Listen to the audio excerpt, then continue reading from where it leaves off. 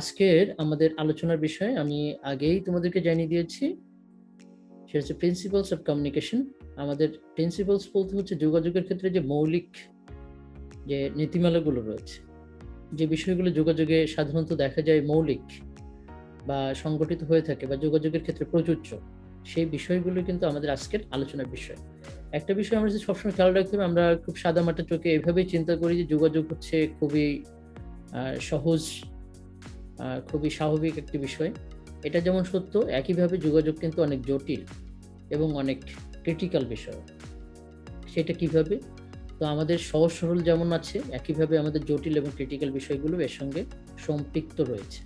সেই জন্য আমরা যোগাযোগের যে মৌলিক যে অংশগুলো রয়েছে সেগুলো নিয়ে যদি একটু দৃষ্টিপাত করি, একটু আলোকপাত করি, একটু বোঝার চেষ্টা করি, তাহলে আমাদের জন্য অনেক বেশি সহজ হয়ে যাবে। এখন আমরা যে বিষয়টি নিয়ে কথা বলতে চাচ্ছি তার প্রথম যে অংশটি, সেটা হচ্ছে যোগাযোগের যে মৌলিক কয়েকটি ধারা বা কয়েকটি ট্রেন্ড, সেটা নিয়ে আমরা আলোচনা করব যে কি কি রয়েছে মৌলিক বিষয়, কি কি মূলনীতি আসলে যোগাযোগের রয়েছে। সেই ক্ষেত্রে আমরা যে মূলনীতিগুলো রয়েছে সেগুলো একটা পলকে একটু দেখে আসবো। আমরা দেখবো যে প্রধানত 7টি মূলনীতি আমাদের রয়েছে। সেই 7টি মূলনীতি কি সেটা আমরা একটু দেখে এসে তারপরে আমাদের আলোচনাগুলো শুরু করব। এখন একটু চলে যাচ্ছি আমাদের 7টা যে মূলনীতি আছে সেটা একটু দেখি। দেখো, এখানে আমরা বলছি আমাদের প্রথম যে মূলনীতিটি সেটা হচ্ছে communication is a package of signals. এরপরে আমরা বলছি communication is transactional, communication is a process of adjustment, communication involves content and relationship dimensions, communication sequences are punctuated, communication involves symmetrical and complementary transactions, communication is inevitable, irreversible and undefeatable. দেখো, এখানে যে বলা হচ্ছে communication যে package of signal. Package বলতে আমরা সাধারণত কি বুঝি? যে অনেকগুলো বিষয়ের একটা সমন্বিত রূপ, সেটা হচ্ছে এক ধরনের প্যাকেজ। হ্যাঁ, প্যাকেজ মানে হচ্ছে একটা বান্ডাল, একসঙ্গে অনেকগুলো বিষয় যখন যুক্ত থাকে সেটাকে একটা প্যাকেজ বলি। হ্যাঁ, যেমন হচ্ছে ধরো একজন মানুষ একটা হোটেলে থাকবে, তাহলে সেই হোটেলের প্যাকেজটাকে তার খাওয়া থেকে শুরু করে, তার থাকা থেকে শুরু করে, তার অন্যান্য যে নিরাপত্তা থেকে শুরু করে, হ্যাঁ, তার অন্যান্য যে সুযোগ সুবিধাগুলো আছে সবগুলোকে সমানভাবে হচ্ছে আমরা বলি একটা প্যাকেজ। ঠিক একইভাবে বলা হচ্ছে কমিউনিকেশনটাও কিন্তু হচ্ছে এই প্যাকেজ অফ সিগন্যাল। মানে এখানে অনেকগুলো যে সিগন্যাল রয়েছে, অনেকগুলো উপাদান রয়েছে, সেই অনেকগুলো উপাদান এবং সিগন্যালের একটা সমন্বিত রূপ। এখন এটাকে বোঝার জন্য আমাদের খুব বেশি দূরে যেতে হবে না। গত ক্লাসে আমরা আলোচনা করেছিলাম এলিমেন্টস অফ কমিউনিকেশন নিয়ে। আমরা যে দেখি যে এই এলিমেন্টসগুলো কি কি ছিল, দেখা যাচ্ছে সোর্স আছে, সেখানে রিসিভার রয়েছে, সেখানে আমরা দেখলাম চ্যানেল আছে, সেখানে মেসেজ আছে, সেখানে নয়েজ রয়েছে, সেখানে ইফেক্টস আছে, সেইখানে হচ্ছে কমিউনিকেশন কনটেক্সট রয়েছে। এরকম নানাবিধ যে বিষয়গুলো আছে সেইগুলোর বিষয়ের সমন্বিত একটা রূপই হচ্ছে যোগাযোগ। মানে যোগাযোগে কখনোই শুধুমাত্র একটা বিষয়কে দিয়ে যোগাযোগকে ব্যাখ্যা করা সম্ভব নয়। এই জন্য বলা হচ্ছে যোগাযোগ হচ্ছে অনেকগুলো বিষয়ের একটা সমন্বিত রূপ। সেই অনেকগুলো বিষয়ের যে সমন্বিত রূপ সেটাকে আমরা বলছি communication is a package of signals. এখন এই প্যাকেজের ক্ষেত্রে আরো পরের যে ধাপগুলো রয়েছে সেগুলো হচ্ছে এরকম। দেখো, একটাকে বাদ দিয়ে আসলে আরেকটাকে ওইভাবে চিন্তা করাটা আমাদের জন্য একেবারে অসম্ভব। একটা সাকসেসফুল কমিউনিকেশনের জন্য আমরা যদি মনে করি, আমরা বলেছিলাম যেমন নয়েজ, এটা অফকোর্স থাকবে যে কোনো ধরনের যোগাযোগের ক্ষেত্রে। হ্যাঁ, সেটা যদি ইন্ট্রাপার্সোনাল লেভেলের যোগাযোগও হয় তারপরও সেখানে হচ্ছে তোমার নয়েজ থাকবে। তো প্রতিটা ক্ষেত্রেই যেমন নয়েজ থাকে, প্রতিটা উপাদানের গুরুত্ব কিন্তু সমানভাবেই প্রযোজ্য। এখন আমার কাছে মেসেজ রয়েছে, আমার যদি চ্যানেল না থাকে, তাহলে এই মেসেজ দিয়ে আমি কি করব? আসলে কি আমার সাকসেসফুল কমিউনিকেশন হবে? আমার কি যোগাযোগ সংগঠিত হবে? আমি যে মেসেজটা যার কাছে পৌঁছে দিতে তার কাছে পৌঁছে দিতে পারবো না। সো প্রত্যেকটা ক্ষেত্রেই হচ্ছে যে উপাদানগুলো রয়েছে সেটা যেমন ইন্টারকানেক্টেড, পাশাপাশি হচ্ছে এইগুলো হচ্ছে একটা প্যাকেজ, একসঙ্গে অনেকগুলো উপাদানের একটা সমন্বিত রূপ। সেই জন্য বলা হচ্ছে শুধু আবার একই সঙ্গে দেখা যাচ্ছে এটা কিন্তু একটা সিগন্যাল নয়, আমার সাথে একাধিক সিগন্যাল থাকে। একাধিক সিগন্যালটা কেমন? সেটা হচ্ছে শুধুমাত্র যে আমরা যখন সোর্স কথা বলছে তখন রিসিভার যে শুনছে, আবার রিসিভার কথা বলছে তখন এক টাইমে দেখা যাচ্ছে যে সোর্স সেও শুনছে। সো এই যে প্রক্রিয়াটা, সেই প্রক্রিয়াটা যদি আমরা বোঝাতে যাই তাহলে টোটাল উপাদানগুলো মিলিয়ে এটা হচ্ছে প্যাকেজ অফ সিগন্যালস। এটাকে বলা হচ্ছে যে কমিউনিকেশন এর যে মূলনীতি, সেটা প্রথম একটা মূলনীতি, যে এখানে কোনো একক কোনো উপাদান নয়, এখানে অনেকগুলো উপাদানের সমন্বয়, এখানে অনেকগুলো সিগন্যালের সমন্বয় হচ্ছে আমাদের যোগাযোগটি সংগঠিত হয়। এবং আমরা এর আগের ক্লাসও বলেছিলাম যেমন চ্যানেল, এট এ টাইমে আমি একাধিক চ্যানেলও ব্যবহার করতে পারি। এখানে যেমন দেখো, আমি এখন কথা বলছি, সেটা হচ্ছে আমার ভয়েস। তাই না? আমার ভয়েস হচ্ছে একটা চ্যানেল। একই সঙ্গে দেখো আমার যে বডির যে জেস্চার বা পোস্চার রয়েছে, আমি হাত নাড়াচ্ছি, আমার চোখের ইন্টারাকশন হচ্ছে, সেটা হচ্ছে এক ধরনের নন ভার্বাল যে জেস্চার পোস্চার, সেগুলো কিন্তু আমি ব্যবহার করছি। সো এখানে একাধিক চ্যানেল অ্যাট এ টাইমে কিন্তু আমার কাজ করছে। হ্যাঁ, সেই জন্য আমরা বলছি যে communication is a package of signals. এটা হচ্ছে আমাদের প্রথম যে মূলনীতি সেটি। এরপরে দেখো, এরপরে আমাদের দ্বিতীয় যে মূলনীতি সেটা আমরা বলছি কমিউনিকেশন ইজ ট্রানজ্যাকশনাল। এখন এই ট্রানজ্যাকশনাল শব্দটি বা যোগাযোগ যে ট্রানজ্যাকশনাল, সেটা বোঝার জন্য আমাদের কয়েকটি বিষয় নিয়ে একটু আলোচনা করা প্রয়োজন। কয়েকটি বিষয় নিয়ে আলোচনা করলে তখন আমাদের প্রেক্ষিতটা বুঝতে একটু সুবিধা হবে। সেই প্রেক্ষিতগুলো কেমন? এবং প্রথমেই যদি আমরা বলি যে এখানে দেখো যে কমিউনিকেশন যখন সংগঠিত হচ্ছে তখন সিমিলটেনিয়াসলি বলা হচ্ছে অ্যাট এ টাইমেই একজন রিসিভার সে সোর্স হয়ে যাচ্ছে, আবার হচ্ছে একজন সোর্স রিসিভার হয়ে যাচ্ছে। এই যে আমার সিমিলটেনিয়াসলি যোগাযোগের তথ্যের আদান প্রদান হচ্ছে, সেটা হচ্ছে এক ধরনের ট্রানজ্যাকশনাল ভিউ। আমরা আসলে ট্রানজ্যাকশনাল ভিউটা দেখব যে আমাদের ট্রানজ্যাকশনাল ভিউটা কতটা হচ্ছে শক্তিশালী অন্যান্য যে ভিউগুলো রয়েছে সেইগুলোর থেকে। তো সেটা আমরা দেখতে যাচ্ছি। তারপরে সেকেন্ড যেটা আমরা বলতে চাচ্ছি, communication is ever changing process. এটা কিন্তু আমরা অনেক আগেই পড়েছিলাম এবং আমরা আগেই জানি। উনি বলছেন যে একই নদীতে একজন ব্যক্তি দ্বিতীয়বার গোসল করতে পারেন। তো এর অর্থ কি? এটার অর্থ যদি আমরা এভাবেই চিন্তা করি, কেন বলেছেন? কারণ যোগাযোগের প্রত্যেকটি উপাদান প্রতিনিয়ত পরিবর্তিত হচ্ছে। আমার অনেক সময় কন্টেন্ট বা বিষয় হয়তো একই থাকতে পারে, টপিক একই থাকতে পারে, কিন্তু প্রত্যেকটি বিষয় পরিবর্তিত হয়ে যাচ্ছে। যেমন একজন যখন একটা নদীতে গোসল করতে নামলো, সে একটা ডুব দিল, হ্যাঁ, ডুব দিয়ে যখন উঠলো তখন কি হলো? যে নদীর যে পানি ছিল সেটাও সেখানে থাকছে না, যে ওয়েদার, যে এনভায়রনমেন্ট যেখানে ছিল সেখানে সেই অবস্থা, সেই এনভায়রনমেন্টে থাকছে না, সেখানে বায়ু চেঞ্জ হয়ে যাচ্ছে। সর্বোপরি হচ্ছে যে ব্যক্তি ডুব দিয়ে উঠলো তারও তো বয়সেরই একটা পরিবর্তনও কিন্তু হচ্ছে। তো সবকিছু মিলিয়ে উনি যেহেতু দার্শনিক, ওনার ওই জায়গা থেকে খুব ক্রিটিক্যালি উনি ব্যাখ্যা করে এটাই বলেছিলেন যে একই নদীতে একজন ব্যক্তি দ্বিতীয়বার গোসল করতে পারে না, এটা কখনোই সম্ভব নয়। তো সেই দৃষ্টিকোণ থেকে সেটা যদি আমরা চিন্তা করি, তাহলে বলা হচ্ছে যোগাযোগের প্রত্যেকটি উপাদান প্রতিনিয়ত পরিবর্তিত হচ্ছে। যেমন তোমরা দেখো, তোমাদের সঙ্গে আজকের যে ক্লাসটি নিয়ে আমি কথা বলছি, এর আগের যে ইয়ারটি ছিল তাদের সঙ্গে কিন্তু এই একই ক্লাসে একই বিষয় নিয়ে আমি কথা বলেছি, কিন্তু ক্লাসটা কখনোই একই রকম হয় না। যদি তোমরা কেউ এরকম থেকে থাকো বা কখনো হয় যে স্যার ক্লাস নিচ্ছেন, স্যার ওই নেক্সট ক্লাসটাতে আমি থাকবো, একই ক্লাস একই রকম হচ্ছে কিনা, দেখা যাচ্ছে একই রকম হচ্ছে না, সেখানে অনেক কিছুই পরিবর্তিত হয়ে যাচ্ছে। সেখানে যে ব্যক্তিটি ক্লাস নিয়েছিলেন সেই ব্যক্তির ভিতরে পরিবর্তন আসছে, আমার যে এনভায়রনমেন্ট ছিল সেটার ভিতরে পরিবর্তন আসছে, আমার যে পারিপার্শ্বিক যে উপাদানগুলো ছিল সেগুলোর ভিতরে একটা বড় ধরনের পরিবর্তন চলে আসছে। এবং আগের ওই সেট আপ, আগের ওই অবস্থান, সেটা কখনোই আমাদের তৈরি করা আসলে সম্ভব নয়। তো সেই জন্য আমি বলবো যে আমরা যে কথাটি বলেছিলাম যে কমিউনিকেশন হচ্ছে ট্রানজ্যাকশনাল, এই দুইটা পয়েন্টস দিয়ে আমরা বুঝবো। আর এখন আমরা একটু দেখে নিব যে আমাদের ট্রানজ্যাকশনাল ভিউটা কতটা শক্তিশালী অন্যান্য যে ভিউগুলো রয়েছে সেখান থেকে। আমরা একটু দেখে আসি লিনিয়ার ভিউটা কি। লিনিয়ার ভিউটা হচ্ছে, দেখো, স্পিকার কথা বলছেন, লিসেনার শুনছেন, লিসেনার কথা বলছেন, স্পিকার শুনছেন, স্পিকার কথা বলছেন, আবার হয়তো লিসেনার বা এটাকে আমি লিসেনার বলি, আবার হয়তো লিসেনার শুনছেন। এখন আমার যে প্রশ্নটাই সেটা হচ্ছে, এই ভিউটি হচ্ছে এরকম যে যখন স্পিকার কথা বলবেন তখন লিসেনার কথা বলতে পারবে না অ্যাট এ টাইম। ভিউটি হচ্ছে সেইভাবে আমরা দেখছি যে এক রৈখিক, যেটাকে লিনিয়ার মানে হচ্ছে আমরা বলি হচ্ছে এক রৈখিক, একদিকেই যাচ্ছে। যেমন আমরা হচ্ছে আমাদের টেলিভিশনের যে নিউজগুলো, সেই নিউজটাকে আমরা বলি হচ্ছে লিনিয়ার নিউজ প্যাটার্ন।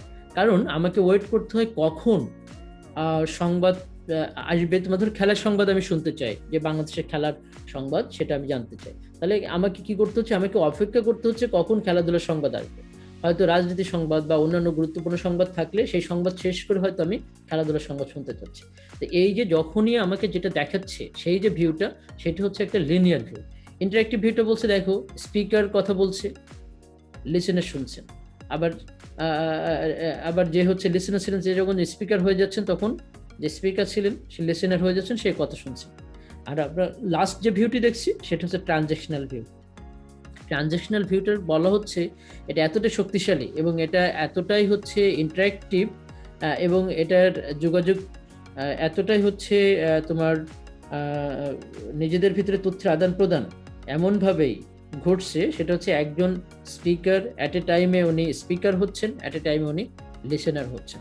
আমরা আসলে এই প্যাটার্ন দিয়ে যেটা বোঝাতে চাচ্ছি সেটা হচ্ছে ট্রানজ্যাকশনাল ভিউটা তোমার লিনিয়ার ভিউ এবং হচ্ছে ইন্টারাকশনাল ভিউ, এই দুইটা ভিউ থেকেও আরো অনেক বেশি শক্তিশালী।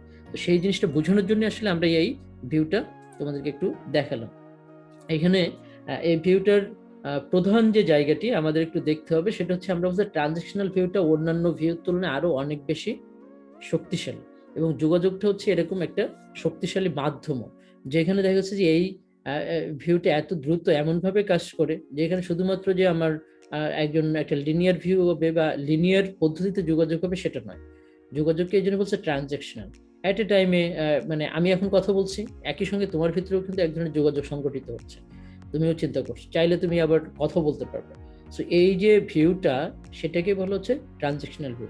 আমার মনে হয় আরো কয়েকটা ট্রানজ্যাকশনাল ভিউটা বোঝার জন্য বা যোগাযোগ যে ট্রানজ্যাকশনাল সেটা বোঝার জন্য আমাদের আরো কয়েকটা বিষয় আলোচনা করতে হবে। এবং এইখানে আরেকটি বিষয় হচ্ছে nothing is static in communication. আমরা আগেও যেটা বলেছি মানে সবকিছু এভার চেঞ্জিং, মানে কোনো কিছু যোগাযোগের স্ট্যাটিক থাকে না। এটাকে যদি বলি যে আজকের যে অবস্থায় আমরা রয়েছি প্রত্যেকটা জিনিসই পরিবর্তন হচ্ছে, প্রত্যেকটি উপাদানের ভিতরে এক ধরনের পরিবর্তন আসছে এবং কোনো কিছুই আসলে আমাদের স্ট্যাটিক হয়ে থাকবে না। স্ট্যাটিক বলতে যে আমরা যেটা আগেই বলেছিলাম, স্ট্যাটিক মানে কোনো কিছু দাঁড়িয়ে থাকছে তাই না। আজকে যে ব্যক্তি যেখানে দাঁড়িয়ে আছে মানে ওই ব্যক্তি থাকছে হয়তো, কিন্তু ব্যক্তির ভিতরে যে পরিবর্তন আসছে সেই পরিবর্তনটা অন্যরকম। যেমন আমরা যারা আগে হয়তো যোগাযোগের মূলনীতি নিয়ে আলোচনা করি নাই বা শুনি নাই আলোচনাটি, আজকে শোনার পর কি হবে, আমাদের এক ধরনের পরিবর্তন চলে আসবে। এইখানে যে ব্যক্তিটি তুমি আজকে ছিলে আসলে প্রতি মুহূর্তে সেই ব্যক্তিটি পরিবর্তিত হয়ে যাচ্ছে। এটাকে আমাদের যে চিন্তার জায়গায়, একটা গভীর চিন্তার জায়গায় কিন্তু এটা ভাবাবে। তোমাদের হয়তো অনেকের মনে হতে পারে যে আসলে তো ব্যক্তিটা তো ব্যক্তিই থাকছে।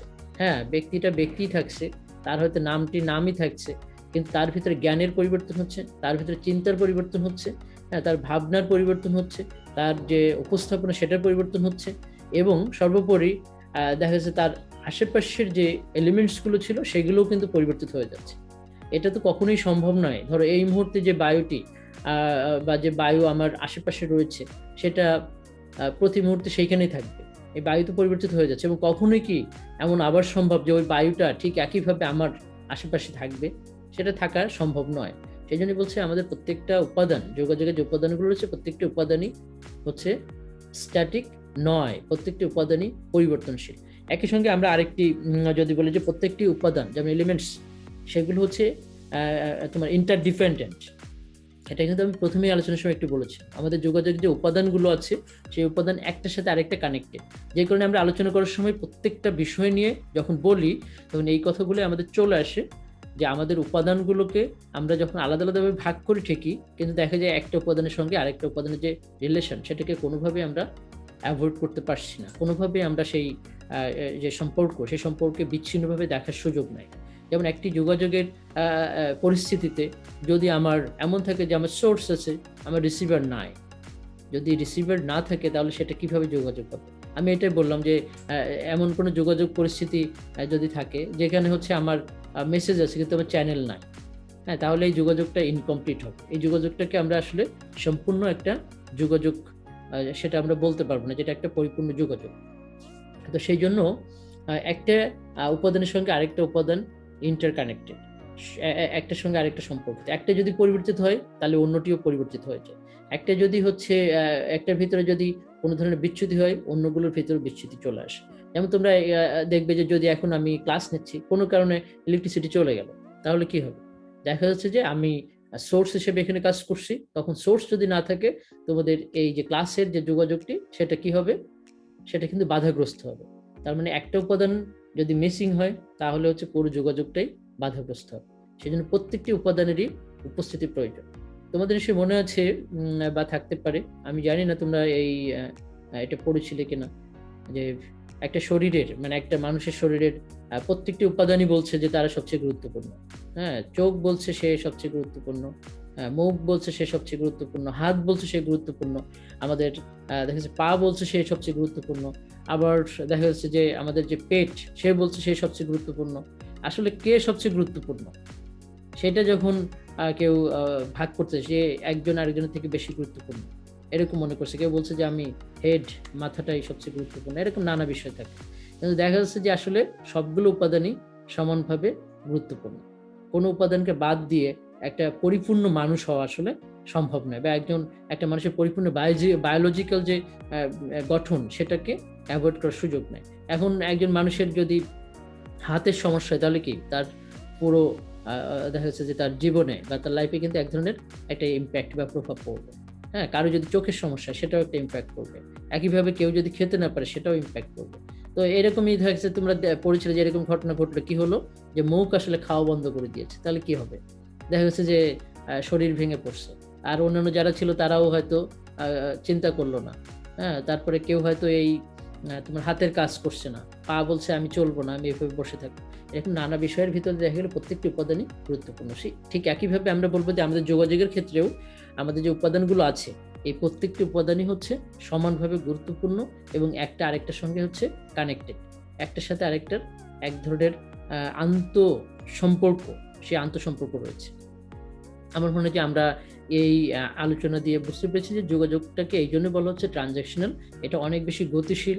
হ্যাঁ, এটা হচ্ছে তোমার একটা উপাদানের সঙ্গে আরেকটা উপাদান রিলেটেড রয়েছে, এবং প্রত্যেকটি উপাদান হচ্ছে তোমার সদা বা প্রতিনিয়ত পরিবর্তনশীল, এবং প্রত্যেকটি উপাদান আবার ইন্টারকানেক্টেড।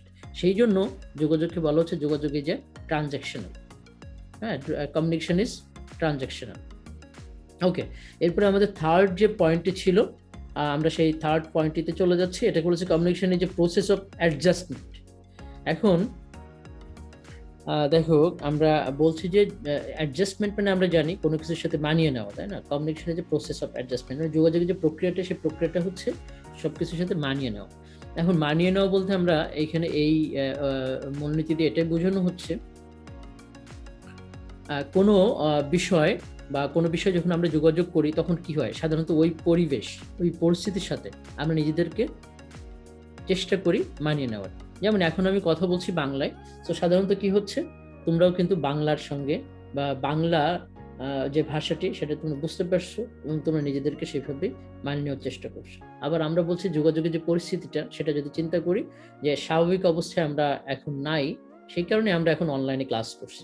যদি এটা স্বাভাবিক অবস্থায় হতো, আমিও ডিপার্টমেন্টের হয়তো একটা ক্লাসরুমে থাকতাম, তোমরাও সেখানে হয়তো ক্লাসে উপস্থিত থাকতে। তাহলে সেই যে পরিস্থিতি, সেই পরিস্থিতিতে আমরা প্রতিনিয়ত মানিয়ে নেওয়ার চেষ্টা করছি।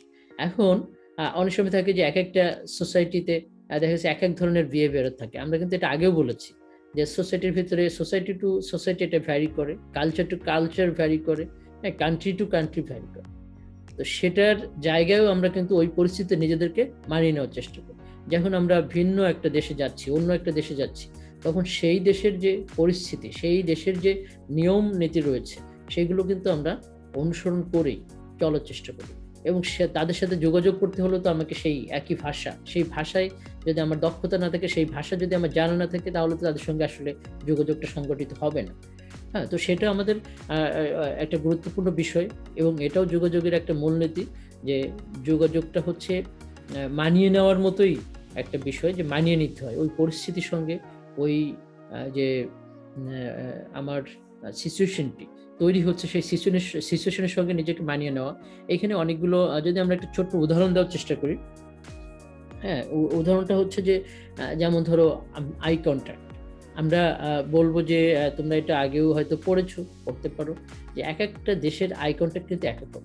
অনেক সময় দেখছি আমাদের দেশে কি হয়, যখন বড়রা আমাদেরকে শাসন করে তখন সাধারণত তার দিকে তাকানোটা মনে হয় যে বেয়াদবি, মাথা নিচু করে থাকাটা এটা হচ্ছে যে না, সে মাথা নিচু করে আছে এবং সে তার সমস্যাটা বুঝতে পেরেছে। কিন্তু অনেক দেশে আছে, তুমি যদি কেউ কথা বলে এবং তার দিকে তাকিয়ে না থাকো, তুমি যদি মাথা নিচু করে থাকো, তখন সে মনে করবে সেটাই বেয়াদবি, যে সে আমার কথা শুনছে না, আমার কথা যে কনসেন্ট্রেশন, সেই কনসেন্ট্রেশন সে দিচ্ছে না। তো সেটা একটা বিষয়। আবার অনেক সময় দেখো যে মানে আমরা যে থামস আপ দিই, তাই না? থামস আপ দিয়ে এক একটা জায়গায় কিন্তু যোগাযোগকে এক একভাবে বোঝানো হয়, পরিস্থিতি মানে নেওয়া। থামস আপ দিয়ে অনেকে বোঝায় কি, যে এটা হচ্ছে খুব পজিটিভলি, যে তার কাজকে তুমি ইতিবাচকভাবে সাপোর্ট করছো, সেটাকে আসলে থামস আপ দিয়ে আমরা অনেক সময় বোঝাচ্ছি। আবার দেখা যাচ্ছে যে থামস আপ দিয়ে অনেক সময় লোকাল বা গ্রামে কিন্তু এরকম ঘটনা ঘটে যে থামস আপ দেওয়া মানে হচ্ছে তার মানে বৃদ্ধাঙ্গুলি দেখানো, বৃদ্ধাঙ্গুলি দেখানো মানে হচ্ছে নেতিবাচকভাবে তার বিষয়ে সে মানে কেয়ার করে না, এরকম কিছু। আমার একটা ঘটনা একটু মনে পড়ছে, আমার ঠিক সময়টা মনে নেই, তবে এটা অনেক আগেই হবে, মিনিমাম মানে সর্বনিম্ন হলো 5-7 বছর আগে বা তারও আগে হতে পারে। একবার এরকম হয়েছিল যে আমাদের র্যাব যারা রয়েছে তারা গাড়িতে যাচ্ছে এবং স্কুলের বাচ্চারা থামস আপ দেখিয়েছে র্যাবকে। তো র্যাব হচ্ছে খুবই অখুশি হচ্ছে যে তাদেরকে বৃদ্ধাঙ্গুলি দেখেছে। পরে বাচ্চাদেরকে হচ্ছে একটু কান ধরে উঠবস করিয়েছে, তাদেরকে ধমক দিয়েছে, হ্যাঁ এইভাবে তাদের সাথে বিহেভ করেছে, সেটা নিয়ে একটা নিউজ হয়েছে। তো এটা কিন্তু যোগাযোগের কি হলো যে আমি বা ওই পরিস্থিতিতে মানিয়ে নিতে পারিনি বা আমি বুঝতে পারিনি যোগাযোগের ওই যে চিহ্নগুলো বা চ্যানেলগুলো বা যে মেসেজটি সেটা বুঝতে পারি। বাচ্চারা থামস আপ দেওয়া মানে তো আমি বললাম এটা ইতিবাচক ভাবে দেখে। আবার এই যে যারা র্যাব ছিলেন তারা আসলে তাদের বা বাচ্চাদের সাথে যোগাযোগটা করতে পারেনি, ব্যর্থ হয়েছে। এরকম কিছু পরিস্থিতি তৈরি হয় যখন তুমি যেভাবে কথাটি বলছো, যেভাবে তুমি তোমার বার্তাটা দিচ্ছ ওইভাবে সে হয়তো বুঝতে পারছে না। এটা কালচারের কারণও হতে পারে। যেমন অনেক সময় আমরা যখন পাহাড়ে যাচ্ছি তখন কিন্তু তাদের সাথে অনেক সময় আমরা মিশতে যাই কিন্তু আমরা মিশতে পারি না, কারণ তারা তাদের যে কালচার রয়েছে সেই কালচারের সাথে আমরা নিজেদেরকে মানিয়ে নিতে পারি না। আমরা অনেক সময় মানিয়ে নিতে পারছি না বলে তাদের সঙ্গে হয়তো এই ধরনের ভালো যোগাযোগ সেটা সংগঠিত হচ্ছে। হ্যাঁ, তো সবকিছু মিলিয়েই আমরা এটাকে বলছি যে কমিউনিকেশনের যে প্রসেস অফ অ্যাডজাস্টমেন্ট, মানে ওই পরিস্থিতিতে তোমাকে মানিয়ে নিতে হবে যদি একটা সাকসেসফুল কমিউনিকেশন করতে হয়। তার যে যোগাযোগ ব্যবস্থা রয়েছে, সাংস্কৃতিক যে ঐতিহ্য রয়েছে, যে পরিস্থিতি সে রয়েছে সেই পরিস্থিতি অনুধাবন করে তোমাকে আসলে যোগাযোগ করতে হবে। এখানে আরেকটা জিনিস দেখো যে আমরা বলি যে এটার মধ্যেই যে কমিউনিকেশন অ্যাকোমোডেশন, আবার এটা থাকে যে আমার যাকে ভালো লাগে কি হয় তার সাথে তো আমার একটু প্রেম, ভালোবাসা, ভালো লাগা সেটা তৈরি হয়, তাই না? আবার যাকে আমার পছন্দ হয় না, দেখছি তার কথা সেটা কিন্তু আমার ভালো লাগে। এটাকে আমরা বলি হচ্ছে কমিউনিকেশন অ্যাকোমোডেশন। হ্যাঁ, যাকে আমার পছন্দ হয় তার একটু ভুল ত্রুটিও হয়তো আমার চোখে পড়ছে বা পড়ে না। আবার যাকে আমার পছন্দ হচ্ছে না তার ভালো কথাও অনেক সময় আমার ভালো লাগে না। এই যে পরিস্থিতিটা, সেই পরিস্থিতিটাকে আমরা বলি কমিউনিকেশন অ্যাকোমোডেশন। সেই অ্যাকোমোডেশনটা হচ্ছে এই আমাদের যে তৃতীয় যে প্রিন্সিপাল, কমিউনিকেশন যে প্রসেস অফ অ্যাডজাস্টমেন্ট, সেটারই একটা অংশ। তো আমার মনে হয় যে আমরা তৃতীয় যে প্রিন্সিপালটি সেটা নিয়ে আলোচনা করলাম। এখন আমাদের চতুর্থ যে প্রিন্সিপাল সেটা হচ্ছে communication involves content and relationship dimensions. দেখো, যোগাযোগের ক্ষেত্রে এখানে দুইটা বিষয়কে তুলে ধরা হচ্ছে যে communication involves content and relationship dimensions. যোগাযোগের ক্ষেত্রে দুইটা বিষয় খুবই গুরুত্বপূর্ণ। একটি হচ্ছে তোমার কন্টেন্ট, মানে আধেয় যে বিষয় নিয়ে আমরা কথা বলছি সেই বিষয়ের গুরুত্ব বা তাৎপর্য, আর আরেকটি হচ্ছে রিলেশনশিপ, সম্পর্ক এবং আধেয় এটা পারস্পরিকভাবে সম্পর্কযুক্ত এবং এটার উপর নির্ভর করে আমাদের যোগাযোগ কিন্তু ভিন্ন হয়ে যায়। যেমন এর আগে আমি একবার বলেছিলাম, তোমাদের মনে আছে, আবার আমি সেই উদাহরণটা আরেকবার নিয়ে আসছি। ধরো ক্লাসের একজন শিক্ষক একজন স্টুডেন্টকে বলতে পারেন যে ক্লাসের পরে তুমি আমার সঙ্গে একটু দেখা করো, হ্যাঁ ক্লাস শেষ হলে আমার সঙ্গে একটু দেখা করো। এটা একজন শিক্ষক একজন স্টুডেন্টকে বলতে পারে। হ্যাঁ, কিন্তু একজন স্টুডেন্ট যদি ক্লাসে বলে যে স্যার আপনার ক্লাসের পরে আপনি আমার সঙ্গে একটু দেখা করবেন, তাহলে এটা কি হলো? আমার কিন্তু কন্টেন্ট একই থাকছে, তাই না? ক্লাসের পরে একজন আরেকজনকে দেখা করতে বলছে, কিন্তু এইখানে রিলেশনশিপটা হচ্ছে অনেক বড় একটা ফ্যাক্টর, যেটাতে সাধারণত এটা দেখা যাচ্ছে যে স্টুডেন্ট বলছে যে স্যার ক্লাসের পরে আমি আপনার সঙ্গে একটু দেখা করতে চাই। হ্যাঁ, এটাই হচ্ছে একজন স্টুডেন্ট একজন শিক্ষককে বলছে। কিন্তু একজন শিক্ষক একজন স্টুডেন্টকে কি বলে, ক্লাসের পরে তুমি আমার সঙ্গে একটু দেখা করো। তাহলে এই যে জায়গাটি, এখানে তো বেসিক্যালি হচ্ছে দেখা করা, কন্টেন্ট একই রকম থাকছে কিন্তু সম্পর্কের কারণে আমাদের কিন্তু যোগাযোগটা ভিন্ন হয়ে যাচ্ছে। তো এটা একটা ডাইমেনশন, বলা হচ্ছে যোগাযোগের ক্ষেত্রে এই ধরনের ডাইমেনশন এবং সম্পর্ক কন্টেন্টকে প্রভাবিত করে, আবার অনেক সময় কন্টেন্ট সম্পর্ককেও প্রভাবিত করে। দুটোই কিন্তু সেখানে রয়েছে এবং দুটোই সেখানে থাকে। আবার যদি আমরা একটু উদাহরণ দিয়ে এইভাবে ব্যাখ্যা করি, সেটা হচ্ছে আমাদের আরেকটা বিষয় এটার সাথে সম্পর্কিত, সেটা হচ্ছে যদি আমরা যদি এই ডাইমেনশনটাকে ইগনোর করি তাহলে কি হতে পারে? অনেক সময় থাকে না যে আমি এই ডাইমেনশনটা ইগনোর করব, হ্যাঁ দেখা যাচ্ছে যে এই রিলেশনশিপের যে ডাইমেনশনটা সেটাকে আমি ইগনোর করি, তাহলে কি হবে? অফিসে সাধারণত দেখছি, একটা অফিস ধরো, অফিসে একজন বস যিনি ঊর্ধ্বতন কর্মকর্তা, তিনি হচ্ছে তার অধস্তন একজনকে বললেন যে তুমি এই কাজটি করে দাও। তখন অধস্থন যদি বা অধস্থনকে বললেন যে তুমি এই কাজটি করো, তখন অধস্থন যে আছে সে বলল যে আপনি কাজটি করেন। হ্যাঁ, বসকে যদি একজন কর্মচারী এটা বলে যে আপনি কাজটি করেন, তখন কি হবে? তখন দেখা যাচ্ছে যে এই যে পরিস্থিতি, সেই পরিস্থিতির কারণে কিন্তু তার চাকরি চলে যেতে পারে বা তার শাস্তি হতে পারে। হ্যাঁ, এটা হচ্ছে কি হয়, যদি আমরা এই রিলেশনশিপটাকে ইগনোর করি বা রিলেশনশিপটাকে যদি আমরা ইগনোর করে চলি, তাহলে এই ধরনের পরিস্থিতির সম্মুখীন হতে পারে এবং এই ধরনের পরিস্থিতি তৈরি হতে পারে। হ্যাঁ, আমি যেটা বোঝাতে চেয়েছি সেটা হচ্ছে যে আমাদের রিলেশনশিপটার সঙ্গে কন্টেন্টটা খুবই ইম্পর্টেন্ট। তুমি কোন ধরনের রিলেশনশিপে রয়েছো তার উপরে তোমার কন্টেন্ট নির্ভর করছে। আবার কন্টেন্ট একই থাকছে কিন্তু হচ্ছে রিলেশনশিপ ডিফারেন্ট হয়ে যাচ্ছে। এগুলো হচ্ছে এক একটা ডাইমেনশন। যোগাযোগের ক্ষেত্রে এই ডাইমেনশন দুটো পারস্পরিকভাবে সম্পর্কযুক্ত এবং একটার উপর আরেকটা ডিপেন্ডেন্ট। হ্যাঁ, তোমার কন্টেন্ট কি তার উপর ডিপেন্ড করে তোমার রিলেশনশিপটাও কিন্তু নির্ধারিত হচ্ছে। আবার দেখা যাচ্ছে তোমার রিলেশনশিপটা কি তার উপরে ডিপেন্ড করে কন্টেন্টটাও নির্ধারিত হচ্ছে। তো আমার মনে হয় আমরা এই বিষয়টি বুঝতে পেরেছি যে আমরা যদি এই সম্পর্কের এবং হচ্ছে আমাদের যে মেসেজ বা কন্টেন্ট, সেই কন্টেন্টের যে প্যাটার্ন বা সেই ডিপেন্ডেন্সিটা বা একটার সঙ্গে আরেকটার প্রভাবিত হওয়ার যে সম্পর্ক, সেটাকে আমরা বুঝতে পেরেছি এবং সেই মূল নীতিটাকে আমরা একসঙ্গে ব্যাখ্যা করে বলছি যে communication involves content and relationship dimensions. তো এটা ছিল আমাদের চতুর্থ যে মূলনীতি সেটা। এখন আমরা যদি একটু চলে যাই আমাদের পঞ্চম যে মূলনীতি রয়েছে সেই পঞ্চম মূলনীতিতে। ওকে, যাই হোক, আমি চলে যাচ্ছি আমাদের পঞ্চম যে মূলনীতি আছে সেই পঞ্চম মূলনীতির আলোচনায়। পঞ্চম মূলনীতিটাতে আমরা যেটা বলেছিলাম যে কমিউনিকেশন সিকোয়েন্সেস আর পাঞ্চুয়েটেড।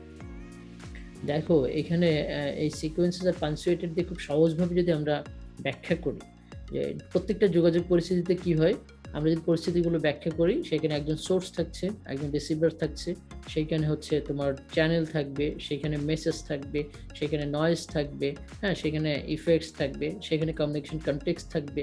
এই নানাবিধ বিষয়গুলো কিন্তু সম্পর্কে একটা যোগাযোগ যখন তুমি শুরু করছো, সেই শুরু থেকে শেষ পর্যন্ত, হ্যাঁ, আবার বলেছে যোগাযোগের থেকে আসলে শুরু বা শেষ নাই, সেটা নিয়ে আমরা পরে আলোচনা করব। কিন্তু এখন যেটা বলছি আমি যে এই উপাদানগুলো দেখো, এই প্রত্যেকটা পরিস্থিতি কি হচ্ছে, একটা নির্দিষ্ট নিয়ম অনুসরণ করে আসলে সংগঠিত হচ্ছে। যখনই যোগাযোগটা তৈরি হচ্ছে, সংগঠিত হচ্ছে, তখন এই পরিস্থিতিগুলো তৈরি হয়। আমরা যে পরিস্থিতিতে থাকি না কেন সেখানে নয়েজ থাকবে। আমরা বলেছিলাম যে নয়েজকে আমরা কোনোভাবে ডিমলিশ করতে পারবো, আমরা চাইলে সেটাকে কমিয়ে আনতে পারবো। হ্যাঁ, আবার দেখা যাচ্ছে যে আমার সোর্স যদি না থাকে তাহলে তো যোগাযোগ সংগঠিত হওয়ার কোনো সুযোগই নাই। হ্যাঁ, আবার সোর্স যদি থাকে তাহলে আমার একজন রিসিভার থাকাটা খুব জরুরি যোগাযোগের জন্য। আমার যদি সোর্স এবং রিসিভারের ভিতরে যোগাযোগ হওয়ার জন্য আমার চ্যানেল থাকা জরুরি। হ্যাঁ, আমার তো নির্দিষ্ট মেসেজ থাকতে হবে, আমার চ্যানেল আছে, নয়েজ আছে, সবই আছে, কিন্তু আমার কোনো যোগাযোগ করার প্রয়োজনীয়তা নাই, তাহলে যোগাযোগ হলো না। বা আমি যোগাযোগ করছি না, অনাগ্রহী, আমি অন্যদিকে করে আছি, আমি কারোর সাথে মিশতেও চাচ্ছি না। হ্যাঁ, বা আমার ওই যোগাযোগ বা কথা বলতে চাচ্ছি না, তাহলে কি হলো, তাহলে যোগাযোগটা আমার পরিপূর্ণ হচ্ছে না। হ্যাঁ, আবার যোগাযোগের পরে যে ইফেক্টস সেটা অবশ্যই থাকবে। আমরা বলছি যে এটা হয়তো প্রকাশযোগ্য না, প্রকাশিত হচ্ছে না, তারপর এক ধরনের ইফেক্টস থাকবে। যেমন আজকে ক্লাসের পরে তোমাদের মনের ভিতরে নানা ধরনের প্রশ্ন রাখতে পারে, ক্লাসটি তোমাদের ভালো লাগতে পারে, আবার দেখা যাচ্ছে ক্লাসটি ভালো লাগলো না, বা ভালো লাগার হয়তো ওই ধরনের পরিস্থিতি তৈরি হলো না।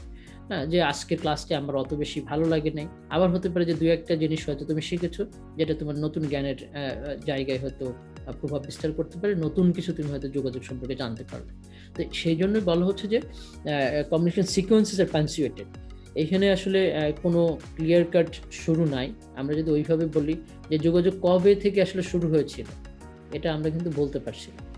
এটা আসলে ওইভাবে সুনির্দিষ্টভাবে বলা সম্ভব নয়। আবার একইভাবে যদি আমরা বলি যে যোগাযোগ কবে শেষ হবে, এটা আসলে কবে শেষ হবে সেটা স্পষ্টভাবে বলাটা খুব কষ্টকর। সেটা আসলেই বলা সম্ভব কিনা। যেমন একজন ব্যক্তি এমনও যদি হয়, তোমাদের পরিচিত কোনো ব্যক্তি, দেখা গেছে কেউ হয়তো মারা গেছে, তারপরেও কি হবে, তার স্মৃতি, তার অনেকগুলো বিষয় মাঝে মাঝে তোমার ভিতরে ভেসে আসে, তখন তার সাথে তোমার যোগাযোগ হচ্ছে। তাহলে কি যোগাযোগ তার সাথে তোমার শেষ হয়ে যাচ্ছে? একজন ব্যক্তি মারা গেলেও সেই যোগাযোগটা আসলে শেষ হয় না, হওয়া আসলে সম্ভব নয়। সেই কারণে আমরা বলতে পারছি না যে যোগাযোগ কবে শুরু হয়েছে, কবে শেষ হয়েছে, বা কখন শুরু হয়েছে এবং কখন শেষ হয়েছে। যেমন আজকে ক্লাসটা হচ্ছে তোমরা জানতে পেলে যে ক্লাসটা হবে 11টায়। হ্যাঁ, আমরা ক্লাসটা এখন শুরু করেছি, কিন্তু মানসিকভাবে এই ক্লাসে কিন্তু আমরা অনেক আগে থেকেই যুক্ত হয়ে আছি এবং আমরা জানি যে এই বিষয়ে বা এই সুনির্দিষ্ট বিষয়ে আমাদের ক্লাস হতে চলেছে, এটা আমরা জানি। আবার এর থেকে যদি আরো ব্রড আকারে বলি, তাহলে তোমরা জানো যে একটা কোর্স তোমাদের রয়েছে, সেই কোর্সের যোগাযোগ সম্পর্কে তোমাদের পড়তে হবে, সেটা আরো আগে জানো।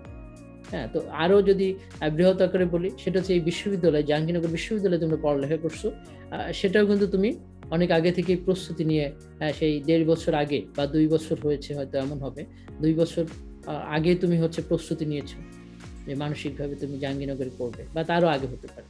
হ্যাঁ, আরো যদি বড়ভাবে চিন্তা করি, তোমার সবসময় হয়তো এমন চিন্তা ছিল যে আমি সাংবাদিকতা পড়তে চাই, বা হচ্ছে এমন হতে পারে যে আমি বিশ্ববিদ্যালয়ে পড়তে চাই, একটা পাবলিক বিশ্ববিদ্যালয়। তাহলে কবে আসলে যোগাযোগের এইভাবে সৃষ্টি হলো, সেটা সুনির্দিষ্ট করে বলা আসলেই অসম্ভব। যেমন আমরা দেখি না যে গুহা চিত্র, গুহায় কোনো কিছু দাগ রয়েছে, কোনো কিছু রয়েছে, ডাইনোসরের কঙ্কাল রয়েছে, সেটা দিয়ে আমরা যোগাযোগ করেছি পৃথিবীতে এরকম একটা প্রাণী ছিল, তাদের অবস্থা এমন ছিল।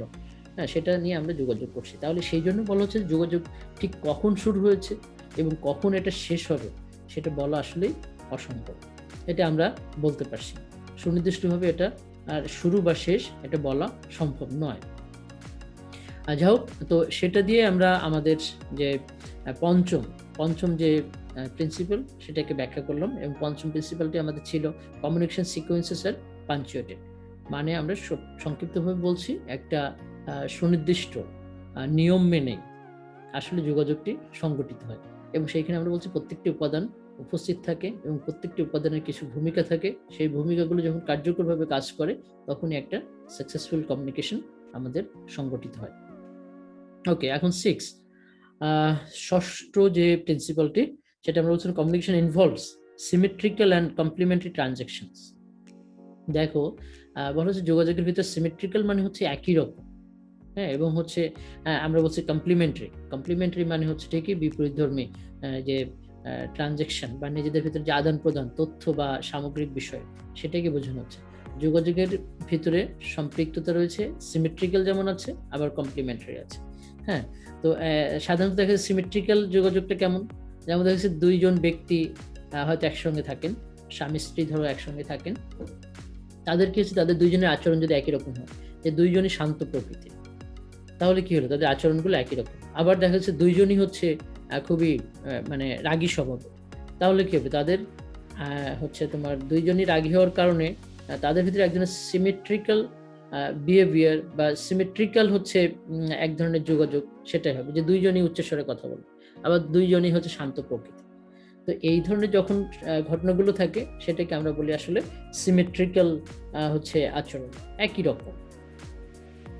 আবার দেখা যাচ্ছে একইভাবে যদি আমরা কমপ্লিমেন্টারি বলি, দেখা যাচ্ছে যে একজন অনেক শান্ত প্রকৃতির, আরেকজন হচ্ছে অনেক বেশি হচ্ছে তোমার চঞ্চল। হ্যাঁ, আবার হচ্ছে যে এটা হচ্ছে যে স্বামী হয়তো অনেক চঞ্চল, স্ত্রী হয়তো শান্ত প্রকৃতির। আবার দেখা যাচ্ছে স্ত্রী হচ্ছে অনেক বেশি তোমার শান্ত, আবার স্বামী হচ্ছে অনেক বেশি চঞ্চল। আর উল্টা একইভাবে হতে পারে যে স্বামী অনেক বেশি শান্ত, স্ত্রী হচ্ছে অনেক বেশি চঞ্চল। তো তাদের যে রিলেশনশিপ, সেটা কিন্তু কমপ্লিমেন্টারি হতে পারে। তো এই বলা হচ্ছে যে এই ধরনের সিমেট্রিক্যাল বা কমপ্লিমেন্টারি, এই ধরনের বিহেভিয়ারের উপর ডিপেন্ড করে ওই যোগাযোগটা কিন্তু সামনের দিকে অগ্রসর হয়। তুমি দেখবে যে তোমার পরিচিত একজন বন্ধু, যে হয়তো খুবই সবসময় হাসি খুশি থাকে, সদা হাস্যোজ্জ্বল, সে জলি মাইন্ডেড থাকে, সে আনন্দ করে বেড়াতে পছন্দ করে, সবার সাথে মিশে বেড়াতে পছন্দ করে। হ্যাঁ, তো দেখা যাচ্ছে তার বিহেভিয়ারটা এরকম, তার ভিতরে যে নেচারটা সেটা হচ্ছে এরকম। হঠাৎ করে তুমি যদি তাকে একদিন দেখো যে সে বসে আছে, কারোর সঙ্গে কথা বলছে না, মুখে হাসি নাই, তখন কি হবে?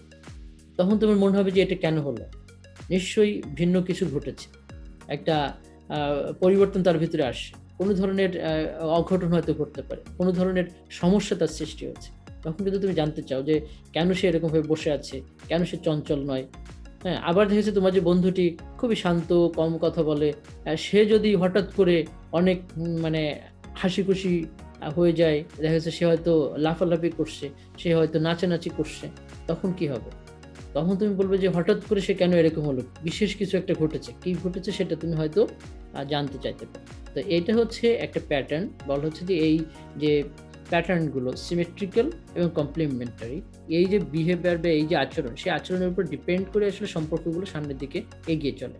এটাও কিন্তু টিকে থাকে ওই সংসারে যখন দেখা যাচ্ছে যে স্বামী হয়তো অনেক শান্ত, স্ত্রী অনেক বেশি চঞ্চল, আবার দেখা যাচ্ছে স্বামী যদি অনেক বেশি চঞ্চল হয়, স্ত্রী অনেক বেশি শান্ত। এইভাবেই তাদের সম্পর্কটা টিকে আছে।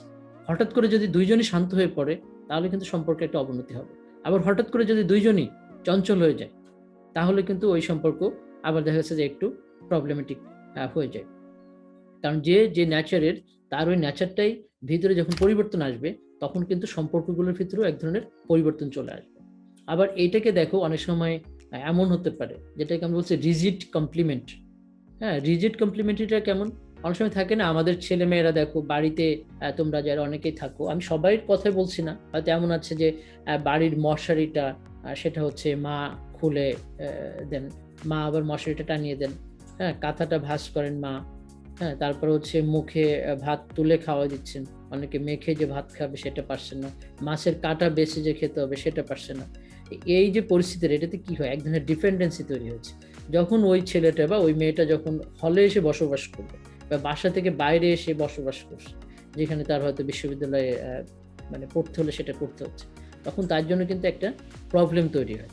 প্রবলেমটা হচ্ছে সে তখন হলে এসে কিভাবে কি করবে, মানে বাড়িতে যেভাবে সে তাকে খাইয়ে দেওয়া হতো, মাছের কাঁটা বেছে খেতে পারছে না, হ্যাঁ, সে হয়তো মশারিটা টানাতে পারছে না, কাঁথাটা ঠিক মতো ভাঁজ দিতে পারছে না, নিজের কাপড় নিজে মানে পরিষ্কার করছে না, নিজের কাপড় নিজে শুকাতে পারছে না।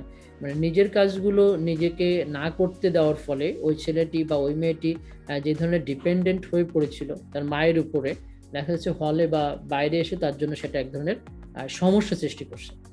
এই যে সমস্যা, সেটাকে বলা হচ্ছে একটা রিজিড কমপ্লিমেন্টারি। অনেক সময় এটা তৈরি হতে পারে যে আমি আগে এই বিষয়ে কোনো ধরনের ইনভলভমেন্ট আমার ছিল না, আমি এটা পারতাম না, নতুন করে আমাকে সেটা করতে হচ্ছে, এবং সেটা যদি একটা নির্দিষ্ট সার্টেন বয়সের পরে করতে হয়, সেটা অনেক বেশি সমস্যার সৃষ্টি করে। যে কারণে অনেকে থাকে না যে তার রুমটা হয়তো অত বেশি গোছানো না, আবার অনেকের আছে রুমটা অনেক ভালো গোছানো, সে ওইভাবে গোছাতে পছন্দ করে। অনেকে ভালো রান্না করতে পারে, কারণ ছোটবেলা থেকে সে রান্না নিজেই করেছে। আবার অনেকে দেখা যাচ্ছে এখন রান্না করতে পারছে না, সেজন্য বাইরে খেতে হচ্ছে। এরকম নানা ধরনের প্রবলেম সৃষ্টি হয়। তো এই ডিপেন্ডেন্সিটা আমরা এই জন্য আলোচনা করছি যে অনেক সময় ছেলে মেয়েদেরকে এমনভাবে তৈরি করা উচিত যেন তারা যে কোনো ধরনের প্রতিকূল পরিবেশও নিজেদেরকে অন্তত মানিয়ে নিতে পারে। না হলে দেখা যাচ্ছে অনেক সময় এই ধরনের সমস্যা তৈরি হয়। অনেকে এই জন্য হলে এসে থাকতে পারে না। অনেকে হচ্ছে এই ধরনের একটু বিরূপ পরিস্থিতি তৈরি হলে সেখানে তার জন্য বসবাস করা খুবই কষ্টকর হয়ে যায়। তো সেই যে পরিস্থিতিটা, সেই পরিস্থিতিটাকে আমরা বলছি যে রিজিড কমপ্লিমেন্টারি। আর এখন আমি যেটা বলবো যে এই ৬ নম্বরটি আমাদের ছিল, communication involve symmetrical and complementary transaction. তো আমরা এতক্ষণ যে আলোচনাটা করলাম, সেই আলোচনাটি থেকে আমার মনে হয় আমরা এই মূলনীতিটি বুঝতে পেরেছি। এখন আমি চলে যাচ্ছি আমাদের সর্বশেষ যে মূলনীতি সেটা, এবং আমার কাছে মনে হয়েছে যে এই মূলনীতিটা খুবই হচ্ছে মানে আমাদের বোঝার জন্য যেমন ভালো, এবং এই মূলনীতিটা আর উপরে যোগাযোগের অনেকগুলো বিষয় নির্ভরশীল, এবং সেটা বুঝতে পারলে খুব ভালোভাবে যোগাযোগ করাও সম্ভব। এর ভিতরে আমরা বলছি যে লাস্ট যে পয়েন্টটি আমাদের, লাস্ট যে প্রিন্সিপালটি, সেটা বলছে communication is inevitable, irreversible and unrepeatable. দেখো এটা কতটা গুরুত্বপূর্ণ। মানে যোগাযোগ হচ্ছে ইনএভিটেবল মানে অবিসম্ভাবী, এরপর বলা হচ্ছে ইরিভার্সিবল মানে এটা অপরিবর্তনীয়, এবং আনরিপিটেবল এটা কোনোভাবেই পুনরাবৃত্তি হয় না। যোগাযোগকে কোনোভাবেই যোগাযোগের পুনরাবৃত্তি করা সম্ভব নয়। এই তিনটে পয়েন্ট যদি আমরা বুঝতে পারি, তাহলে আমি মনে করি যে যোগাযোগের যে ক্রিটিক্যাল জায়গাটি বা যোগাযোগ পরিস্থিতি যে ক্রিটিক্যাল জায়গাটি, সেটা বুঝতে আমাদের অনেক বেশি সহজ হয়ে যাবে। এখন এটা নিয়ে আমি একটু আলোচনা করি। প্রথমটি বলছি ইনএভিটেবল। এখন ইনএভিটেবিলিটিটা কি? একজন ব্যক্তিকে মানে অবশ্যই যোগাযোগ তার করতে হবে, যদি সেই ব্যক্তি মানুষ হন এবং তার ভিতরে যদি প্রাণ থাকে, তাহলে তাকে অবশ্যই যোগাযোগ করতে হবে। যোগাযোগ ছাড়া কারোরই আসলে চলা সম্ভব নয়। অনেক সময় আমি বলি বা আমরা বলে থাকি এমন যে আমি কারোর সঙ্গে আজকে যোগাযোগ করব না, আমার ফোনটি বন্ধ করে দিলাম, আমার ল্যাপটপটি বন্ধ করে দিলাম, আমার দরজা বন্ধ করে দিলাম, আমি দরজা বন্ধ করে ঘরের ভিতরে একা একা থাকবো, আমি পৃথিবীর কারোর সঙ্গেই যোগাযোগ করব না। আসলে কি এটা সম্ভব? আসলে এটা সম্ভব না। কারণ আমরা যখন যোগাযোগের টাইপসগুলো পড়েছি, তখন কিন্তু আমাদের সেটা স্পষ্ট হয়ে গেছে। কারণ যোগাযোগ করার জন্য যে আমাকে সবসময় দুইজন ব্যক্তির প্রয়োজন হবে সেটা কিন্তু নয়। একজন ব্যক্তি নিজের সাথে নিজেই যোগাযোগ করবে। এই যে তুমি ভাবলে যে তুমি একা একা থাকবে, এই ভাবনাটাই হচ্ছে তোমার এক ধরনের যোগাযোগ সংগঠিত হবে। তোমার হয়তো অন্যের সাথে যোগাযোগ হচ্ছে না, কিন্তু তোমার নিজের সঙ্গে নিজের যোগাযোগ হচ্ছে।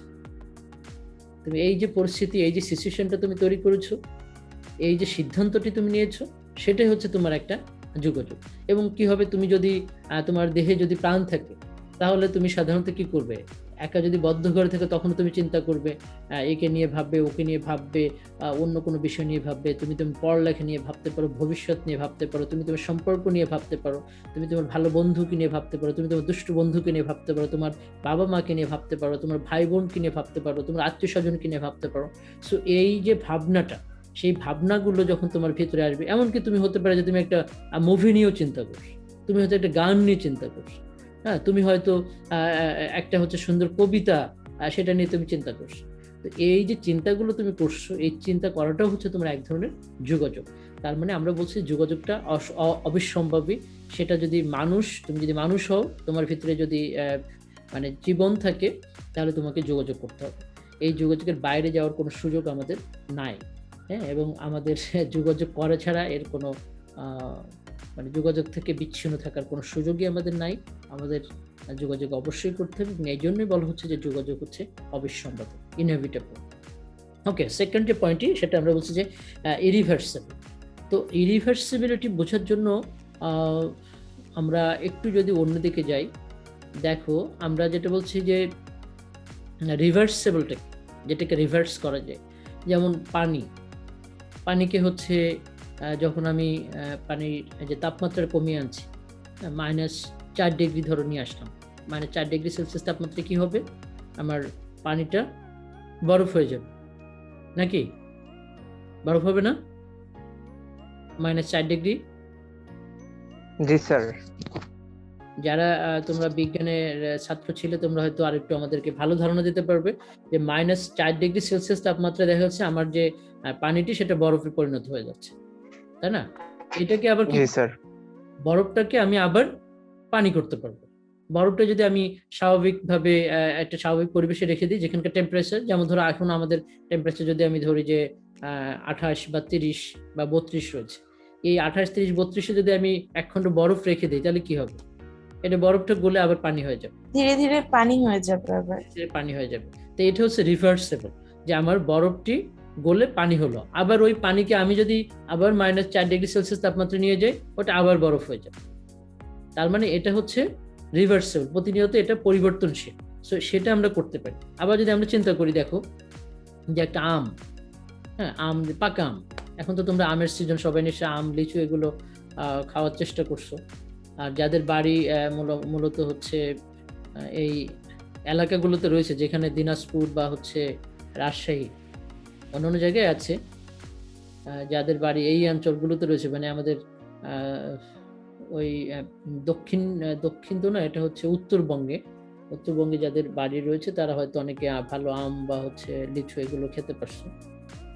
সেগুলো কি, একটা আমটাকে আমি ছুলে বের করলাম, হ্যাঁ, বের করে হচ্ছে এরপরে কি করব, সেটা ধরো আমি একটা পাত্রে রেখে দিলাম, হ্যাঁ, বা আমের যে আঁশটা আছে বা যে শ্বাসটা রয়েছে, সেটা আমি বের করলাম, আমের যে আটিটা আছে সেটাকে আমি বিচ্ছিন্ন করলাম, একটা পাত্রে আমি খোসা রাখলাম, একটা পাত্রে হচ্ছে আমি তার যে বীজটি আছে সেটা রাখলাম, এবং আরেকটা পাত্রে হচ্ছে আমি আমের শ্বাসটি রাখলাম। এটাকে কি আমি আবার রূপ দিতে পারবো, যে আমের ওই যেমন পানিটা গলে বরফ হলো, বরফ থেকে আবার হচ্ছে সে পানি হয়ে গেল, আবার পানি থেকে আবার বরফ করলাম, সেটা আমি বারবার চাইলে যতবার খুশি ততবার আমি করতে পারছি। কিন্তু একটা পূর্ণাঙ্গ আম, সেটাকে ভেঙে আমি যদি এরকম ভাবে আলাদা করে ফেলি, সেটাকে আবার আমের রূপ দেওয়া, সেটা কি আমার পক্ষে সম্ভব? সেটা সম্ভব না। তো এই যে সম্ভব না, সেটাকে আমরা বলছি ইরিভার্সিবল, যেটাকে পরিবর্তন করে আর পূর্বের অবস্থায় আনা সম্ভব নয়। একবার যদি আমি সেটা ভেঙে ফেলি, অন্যরকম করে ফেলি, তাহলে আর আমার পূর্বের অবস্থায় আনা সম্ভব হয় না। তো এইখানে আমাদেরকে বলা হচ্ছে যে যোগাযোগটা হচ্ছে ইরিভার্সিবল, অপরিবর্তনীয়। যোগাযোগকে কোনোভাবেই পরিবর্তন করা যায় না। তুমি যদি একবার যোগাযোগ করে ফেলো, এই যোগাযোগটা কি হবে, এই যোগাযোগটাকে তুমি আর পরিবর্তন করতে পারবে না। যেমন তুমি ধরো একজন মানুষের সাথে তুমি দুর্ব্যবহার করলে, দুর্ব্যবহার করার ফলে কি হলো, সেই ব্যক্তি কষ্ট পেল, এবং তুমি দুর্ব্যবহার করার পরে তোমার মনে হলো যে তুমি ঠিক করো নাই, এই জন্য তুমি আবার তার কাছে হয়তো ক্ষমাও চাইলে। কিন্তু বলা হচ্ছে এই যে তুমি ক্ষমা চাইলে, এরপরে ওই যোগাযোগটার পরিবর্তন করা সম্ভব না। ওই পরিস্থিতি যে তৈরি হয়েছে, তুমি যে দুর্ব্যবহার করেছো, এটা সারা জীবনের জন্য থেকে যাবে, এবং এটা তোমার মনেও থাকবে, তার মনেও থাকবে। তুমি ক্ষমা চাইলে তোমাকে ক্ষমা করে দিতে পারেন, কিন্তু তারপরেও ওই পরিস্থিতিটা, এটাকে কোনোভাবেই চেঞ্জ করা যায় না, এটা সম্ভব না। যে একবার তুমি দুর্ব্যবহার করেছো মানে এটা তোমার সারা জীবনের জন্য এটা থেকে গেল। তুমি যত এটা কম্পেনসেট করার চেষ্টা করো, হয়তো সে তোমাকে ভুলে যেতে পারে, ক্ষমা করে দিতে পারে, কিন্তু পরিস্থিতিটা থেকে যাবে, ওইটাকে কোনোভাবে আমরা পরিবর্তন করতে পারবো না। তো সেই জন্য বলা হচ্ছে যোগাযোগ যখন তুমি করবে, কারোর সঙ্গে যখন তুমি কথা বলবে, তখন এটা মাথায় রাখতে হবে, কারোর সঙ্গে তুমি দুর্ব্যবহার করো, কারোর সঙ্গে তুমি ভালো ব্যবহার করো, যেটাই করো তুমি এটা মাথায় রাখতে হবে, ওই পরিস্থিতিটা কিন্তু কখনোই আর চেঞ্জ করা সম্ভব নয়, এটা ইরিভার্সেবল। একবার যে ঘটনা ঘটে যায়, সেই ঘটনাকে কখনোই কোনোভাবে এটা পরিবর্তন করা সম্ভব নয়। আমরা নানাভাবে কম্পেনসেট করার চেষ্টা করি, যেমন একজন মানুষ যদি মারা যায়, তার পরিবারকে আমরা ক্ষতিপূরণ দিতে পারি, পরিবারকে ক্ষতিপূরণ দিচ্ছি, কিন্তু আসলে ক্ষতিপূরণ করা সম্ভব নয়। ওই ব্যক্তি যে মারা গেছে, সেটা তো মারাই গেছে, কোনোভাবে সেটার কোনো কম্পেনসেট আসলে হয় না। আমরা যেভাবে বলি এটা করা সম্ভব নয়। যোগাযোগের ক্ষেত্রেও তাই। আজকে তুমি একজন সম্পর্কে ভালো মন্তব্য বা খারাপ মন্তব্য করেছো, এই মন্তব্যটাকে তুমি কোনোভাবে পরিবর্তন করতে পারবে না। এই মন্তব্যটাকে কেন পরিবর্তন করতে পারবে না? কারণ ওই পরিস্থিতিকে দ্বিতীয়বার তৈরি করা সম্ভব নয়। আমরা একবার বলেছিলাম যে কমিউনিকেশনের প্রত্যেকটা যে উপাদান, সেটা প্রতিনিয়ত পরিবর্তনশীল। সো উপাদানগুলো যদি পরিবর্তনশীল হয়ে যায়, কখনো কি আগের মতো ওই অবস্থায় ফিরে যাওয়া সম্ভব? কখনোই ওই পরিস্থিতিতে ফিরে যাওয়া সম্ভব নয়, এবং সেটা কখনোই সম্ভব হবে না। যে ক্লাসগুলো তোমাদের বিভাগে হয়েছিল, ওই ধরনের ক্লাস আসলে আর কখনোই হবে না। সেই জন্য বলা হচ্ছে যে প্রত্যেকটা বিষয়, মানে পৃথিবীর সমস্ত বিষয় প্রতিনিয়তই এক ধরনের পরিবর্তনের ভিতর দিয়ে যাচ্ছি আমরা হয়তো এই পরিবর্তনগুলো মানে এত ছোট ছোটভাবে পরিবর্তিত হয়ে যাচ্ছে, সেটা আমরা অনেক সময় আমাদের চোখেও সেটা ধরা পড়ে না, সেটা ধরা সম্ভব না। তো সেই জন্য আমি বলি, তোমরা যোগাযোগের শিক্ষার্থী, মানে এটা খুবই গুরুত্বপূর্ণ যে তুমি কারোর সঙ্গে কি ধরনের আচরণ করছো, সেটা কিন্তু কখনোই তুমি চেঞ্জ করতে পারবে না। যে কথাগুলো তুমি বলছো, সেই কথাগুলো কখনোই তুমি আর চেঞ্জ করতে পারবে না। তুমি ক্ষমা চাইতে পারো, তুমি হয়তো সেটার জন্য মানে কম্পেনসেটও করতে পারো, কিন্তু সেটা কখনোই পূর্ণভাবে করা সম্ভব নয়। যে পরিস্থিতি তৈরি হয়েছিল সেই পরিস্থিতিটা থাকবে। সো কাউকে যদি গালি দিতে ইচ্ছা করে বা কারোর সাথে যদি ঝগড়া করতে চাও, বারবার এটা চিন্তা করবে যে আসলে এই যে কাজটি আমি করতে যাচ্ছি, সেটাকে আমার পক্ষে কখনোই আর পরিবর্তন করা সম্ভব নয়, আমার ওই জিনিসটা সারা জীবনের জন্য থেকে যাবে।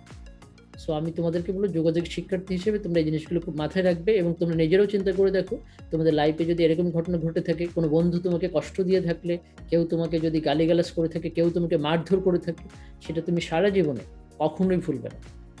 সে যতই তোমাকে যাই করুক, যতই তোমাকে ভালোবাসুক এরপরে বা যেটাই করে থাকুক, ওই জিনিসটাকে চেঞ্জ করা সম্ভব নয়। ওই সময়ের ওই পরিস্থিতিটাকে পরিবর্তন করা কখনোই সম্ভব নয়। সেই জন্যই বলা হচ্ছে যে যোগাযোগ হচ্ছে ইরিভার্সেবল, এইটাকে কোনোভাবেই চেঞ্জ করা যায় না। আর এটার সঙ্গে রিলেটেড আমরা যেটা বলছি লাস্ট, সেটা হচ্ছে আনরিপিটেবল। মানে যোগাযোগকে কোনোভাবেই মানে পুনরায় আবার করা সম্ভব নয়। এটাকে বলা হচ্ছে যে আমাদের যেমন ধনুক থেকে তীরটা যেমন একবার বের হয়ে যায়, মানে একটা পিস্তল থেকে গুলি যখন বের হয়ে যায়, এটা যেমন ফেরত আনা সম্ভব নয়, ঠিক একইভাবে আমাদের মানে যোগাযোগটা যখন একবার যেটা সংঘটিত হচ্ছে, ওই যোগাযোগটা দ্বিতীয়বার করা কখনোই বা কোনোদিনও সম্ভব নয়। হ্যাঁ, আজকের যে ক্লাসটি হচ্ছে, আমি তোমাকে বললাম বা তোমাদেরকে বলছি, এই ক্লাস আমার লাইফে আমি আর কখনোই নিতে পারবো না। আমি এরপরে যতবারই ক্লাস নিব, যে ধরনের ক্লাস নিব, তোমাদেরকে ক্লাস নিল, সেগুলো সবই নতুন এক একটা ক্লাস হবে সবার জন্য। এটা আমার জন্য হবে, তোমাদের জন্য হবে। আমি বলেছিলাম যে যোগাযোগের প্রত্যেকটি উপাদান প্রতিনিয়ত পরিবর্তনশীল হয়ে যাচ্ছে, পরিবর্তিত হয়ে যাচ্ছে। তোমাদের বয়স বেড়ে যাচ্ছে, আমারও বয়স বেড়ে যাচ্ছে, বা যেটাকে ধরি বয়স কমে যাচ্ছে। আচ্ছা, যে লাস্ট পয়েন্টটি নিয়ে আমরা কথা বলছিলাম, লাস্ট যে মূলনীতি নিয়ে, সেটা আমি মনে করি যে যোগাযোগের শিক্ষার্থী হিসেবে তুমি সবসময় মনে রাখার চেষ্টা করবে, এবং এটা খুবই গুরুত্বপূর্ণ। যদি এই একটা মূলনীতি তোমরা খুব ভালোভাবে নিজেদের ভিতরে অ্যাপ্লাই করার চেষ্টা করো, দেখবে যে একজন ভালো যোগাযোগ কারী হিসেবে নিজেকে প্রতিষ্ঠা করা সম্ভব। এই জন্য বলছি যোগাযোগ হচ্ছে, এটা বুঝতে হবে যোগাযোগ ছাড়া আমার যোগাযোগ থেকে বিচ্ছিন্ন থাকার কোনো সুযোগ নেই, এবং আমি যে যোগাযোগটি করে ফেলছি বা করছি সেটা হচ্ছে কখনোই আমি আর চেঞ্জ করতে পারবো না, এটা অপরিবর্তনীয়, কোনোভাবেই কোনোদিনও সেটা চেঞ্জ করা সম্ভব নয়। আর লাস্ট ডেট সেটা হচ্ছে যোগাযোগটা হচ্ছে তোমার আনডিফিটেবল, মানে এটাকে কোনোভাবেই পুনরায় করার সুযোগ নেই, যে আমি এখন যেটা করলাম সেটা আমি আবার পুনরায় আবার নতুন করে করবো। হ্যাঁ, নতুন করে করা মানে নতুন ক্লাস করা, হ্যাঁ, সেটা হচ্ছে নতুন করে করা মানে নতুন যোগাযোগ স্থাপন করা। সেই যোগাযোগটা কোনোভাবেই আগের যোগাযোগের মতো হবে না, সেই যোগাযোগটা কোনোভাবেই আগের যোগাযোগের মতো নয়। সেই জন্য আমি বলেছি, যেমন আমার ক্লাসের উদাহরণ আমি দিয়েছি, যে আমার ক্লাস প্রত্যেক বছরই হয়তো আমি ক্লাস নিচ্ছি, তোমাদের সাথে হয়তো নেক্সট আরও ক্লাস থাকবে, কিন্তু কখনোই আমার আজকের ক্লাসটা এবং গত দিনের ক্লাস এবং সামনের ক্লাস কখনোই একটা হবে না, এটা সম্ভব নয়। প্রত্যেকটি ক্লাসই আলাদা এবং প্রত্যেকটি ক্লাসই হচ্ছে আমার ভিন্ন। সো ক্লাসকেও আমি কখনোই, যেটা রয়েছে যে এটা আমি কখনোই রিপিট করতে পারবো না, কখনোই পুনরায় ওই ক্লাসটা নেওয়া আমার পক্ষে সম্ভব নয় বা সম্ভব হবে না। এর কারণ আমি হিসেবে অভিহিত করেছি যে আমাদের যোগাযোগের প্রত্যেকটি উপাদান প্রতিনিয়ত পরিবর্তনশীল। তো প্রত্যেকটি উপাদানে যদি পরিবর্তিত হয়ে যায়, তাহলে পূর্বের ওই পরিস্থিতি আর আমাদের তৈরি করা সম্ভব নয়। তো এটা ছিল আমাদের যোগাযোগের যে মূলনীতি, সেই মূলনীতি সম্পর্কিত আলোচনা, এবং আমরা এখানে 7টি মূলনীতি নিয়ে আলোচনা করেছি। এবং আমি আরও যেটা বলতে চাই, এই মূলনীতিগুলো এরকম নয় যে একটা থেকে আরেকটা একদমই আলাদা, সেটা নয়। এখানে প্রত্যেকটি বিষয় আসলে সম্পর্কিত, প্রত্যেকটি বিষয় কিন্তু একটা মূলনীতির সাথে আরেকটা মূলনীতির এক ধরনের সম্পর্ক রয়েছে, এক ধরনের যোগসূত্র রয়েছে। তার ভিতর থেকে আমরা বোঝার জন্য বা যেন আমরা সহজে বুঝতে পারি, সেই জন্য এটাকে আলাদা আলাদাভাবে আমরা ভাগ করেছি। তো এখন আমি চলে যাচ্ছি তোমাদের যদি কোনো প্রশ্ন থাকে সেই প্রশ্নগুলোর উত্তর দেওয়ার জন্য। আমার মনে হয় আমি দেখি তোমরা কে কে হাত তুলেছো।